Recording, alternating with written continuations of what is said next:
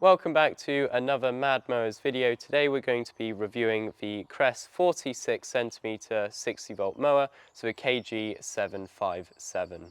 So we're going to start by doing a features and specifications, then we're going to do a fine cut on our lawn at our house, then we're going to do a rougher cut at my brother's house, and then we're going to look at the build quality of this machine in the workshop. So this mower is part of their 60V range, so we'll work on any of their 60V batteries in the domestic range and the commercial range. The one we have today is the 4Ah battery, and this battery will work with any of the trimmers, leaf blowers, hedge trimmers, anything in the 60V range, and battery just slips in there. So this machine has 7 different height adjustments, with its lowest height being 20mm. The height adjustment's really nice. It's just this button on the side and it's just really quick. It does all 4 wheels at the same time. And this mower has a 55-litre collection bag. Most new mowers have this on the front, which helps unblock anything if it gets stuck in the chute. And for storage and to just get under this machine, it has a really nice handle folding. You just press the button on the back and it folds over, and then you can tip it up. Because there's no oil or fuel, because it's a purely battery machine, it can be stored like this. Under here you can see we have a metal blade and a metal nut. It also has an extra fan to help with collection, and you can see we've got a separate motor to do the drive system, which means you can have different speeds. Which also means that there's no drive belt going from the front to the back, so that's one less thing to go wrong. And from the furthest point on the blade to the furthest point on the mower is 1 inch on the side and is about 6 inches on the top, just so you know how close you can get to your fence. So now we're going to have a look at the control panel. We have our drive speed on the side, front levers for the blades, back levers for the self-propelled, and then we have our headlight switch and our power test and our power button. Okay, and you also have 3 different handlebar height adjustments just using that button on the back. So to use this mower, you would press the power button down in the center, then turn on the blades, and then start mowing.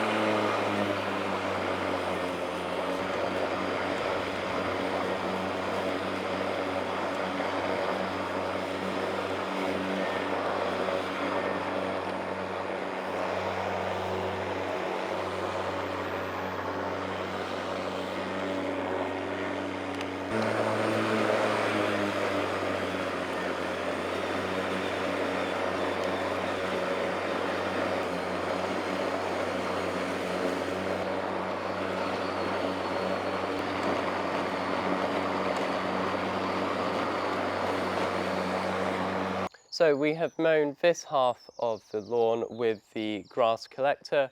We're now going to put the mulching plug in and do the other half. Okay, so this is what we collected doing that half.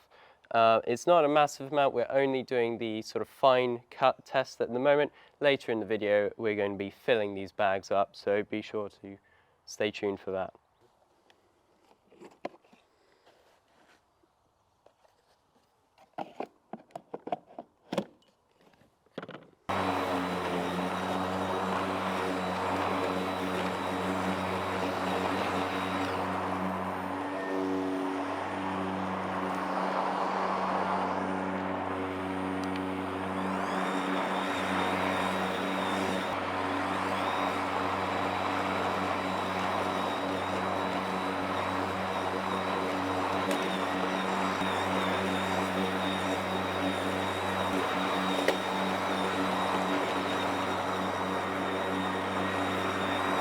So the next thing we're going to be doing is going around these trees, testing its agility.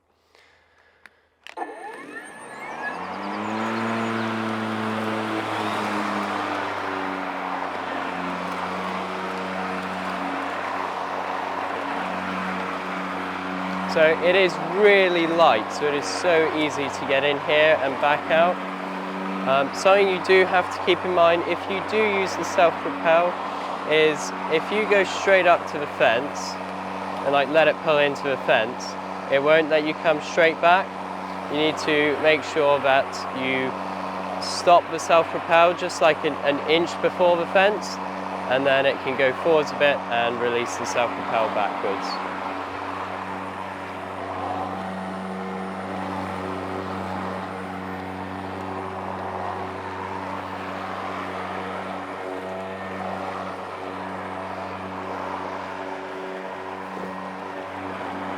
Well, this machine is so light and agile, I'm not even using the self-propelled. When I did this with a petrol machine, I was using the self-propelled feature, but I'm not needing to do that with this machine.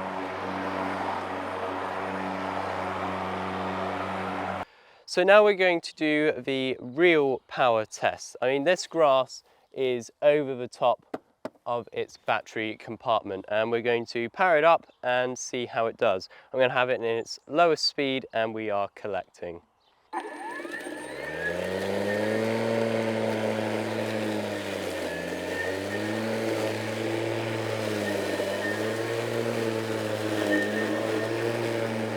Okay, so it has gotten blocked on this grass, but it has cut it. So I'm just going to unblock it and we'll give it another go. Now I've done a strip, we'll just try doing like half a strip at a time.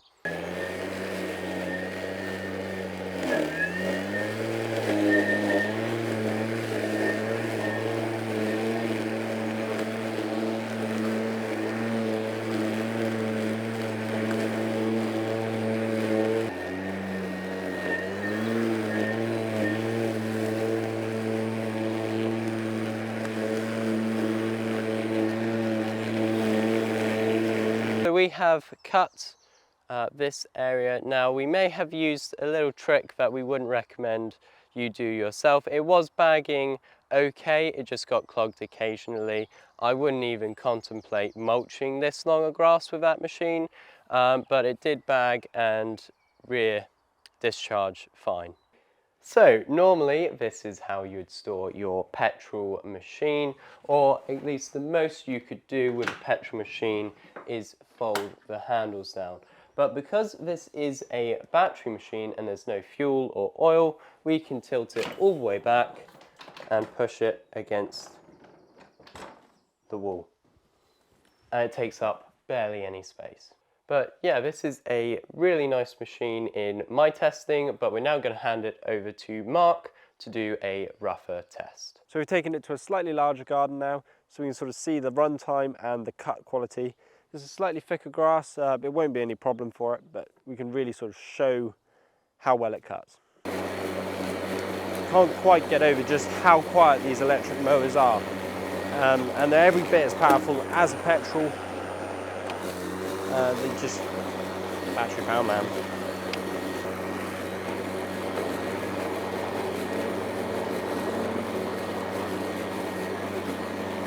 So you can see how well these mowers fill the grass bags. They have got a high lift blade on them, so they really do ram it into the bag. You can see it's full right up to the top. They've got this little bit of plastic that comes out into the chute, so you don't have to reach in and pull grass out like an older mower. You might have to do that. Should really chuck this to the cows. No, not going to.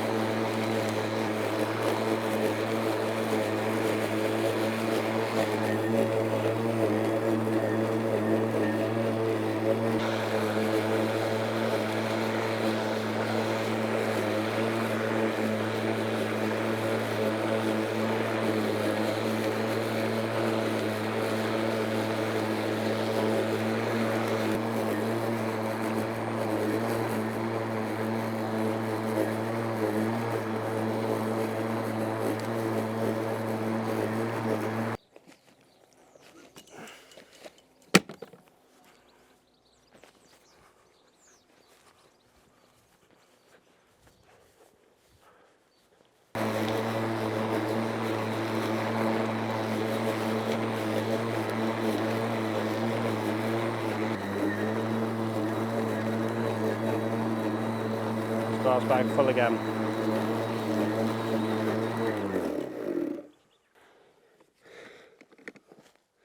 Boy, rams this grass bag full. So it's done a beautiful job of this grass here. It's cut it perfectly. It's picked up grass that maybe a petrol mower leaves behind. Admittedly, it's 10 years old, but who cares about that? Yeah, it's done all this on 80% of the battery. Now back to Michael, who's going to show you some of the features of this and the build quality. Great, so now we're going to have a look at the build quality. We're going to just have a quick overview and then we're going to start taking it apart. So everything on this machine feels really high quality, and just stuff like their welds go all the way around the nut instead of just spot welds. Really nice clean welds everywhere. Then we have the top cover where you lift it up all the time to put the battery in. Now there is a little bit of movement, but it's not flimsy. It doesn't feel like it's going to break on you, and it just all feels quite nice. Only thing is sometimes the stickers peel off, but that happens with every company that we know that tries to put stickers on plastic. So we're now going to have a look at the blades first, then the drive system, and then we'll take the head off. So we have a metal blade and a metal nut as well, and an extra fan to help get the grass out the back. So to take the blade off, it's just an 18mm socket, and it's the normal thread. And it's that easy. You can take the blade off, you can sharpen it, you can change it, whatever you want. Moving down a bit, we have the extra motor down in there to do the drive system, which is great because there's no belt running from the front to the back, and it means you can change the speed. I've never taken this cover off, but we'll go for it.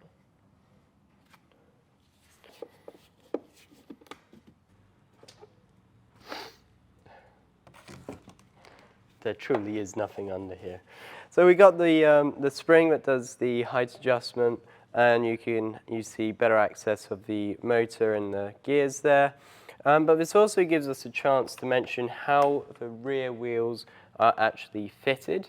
They are mounted with aluminium brackets with bearings and solid metal pieces holding those in. Let me grab you what Mansfield use on their domestic machines. So this is what Mansfield use on their domestic machines. It's a plastic clip that holds on a plastic bushing. And yeah, that's what they use compared to what Kress are using here, which is a solid piece of metal and aluminium brackets. And whilst we're under here, since I took this cover off when we could see basically everything anyway, I just want to talk about the fact that they have a metal cover protecting the gearbox as well, because the gearbox is plastic like they all are. So we're just going to take this little cover off, and it's just a size 12 nut, and off the wheel comes.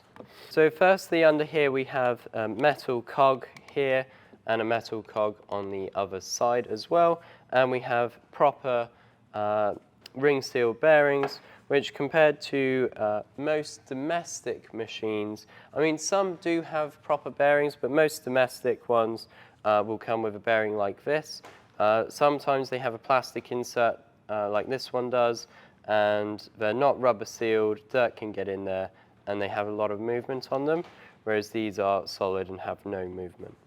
So yeah, we have a metal cog, and just look at how much grease it comes from the factory with. It's lovely to actually see a manufacturer doing that. So the way this cog engages is this plastic bit here, with teeth all the way around. When you engage the drive, actually moves out and engages with this, which does mean if you stop the machine and it doesn't move forward ever so slightly after that, then it won't disengage. But we'll just turn it on now so you can see how it engages. So you can see how the plastic has engaged and we've stopped it.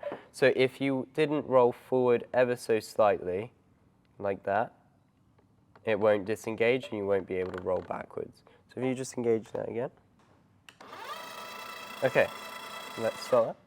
So yeah, you can see if you don't roll forward, it stays engaged and you cannot actually spin this cog backwards, so you do need to go forward slightly before it will disengage. So that's the drive system. We're now going to take the top off and have a look at the motor and the motherboard. So there are 6 screws that hold this top on. And then we can have a look and we can see the motherboard and other computery parts. You can see the motherboard is actually encased in what looks like silicon. So they make the motherboard, connect it to the cooling fan, and then they cover it in silicon to make it water resistant that it is. There are 4 more screws, and then we can take this top cover off. This one here. And now we can see the motor under here. And it's a brushless motor. You can see the outside turns without turning the inside. And that's what powers the blade. It's direct off of this. There is not a gearbox or anything that gets in the way. So yeah, there's very little to go wrong with that. This is better than most domestic petrol machines I see, and better than most domestic battery machines I've seen. Although I have found that all the battery machines I have seen are better designed and put together than petrol. So they are not worse than petrol, they are on the same standard and most of the time a bit higher. And that's it from us today. If you have any questions about this machine or want us to show different parts in our review videos for future ones, drop it in the comments below, and don't forget to like, comment and subscribe, and we'll see you for our next review.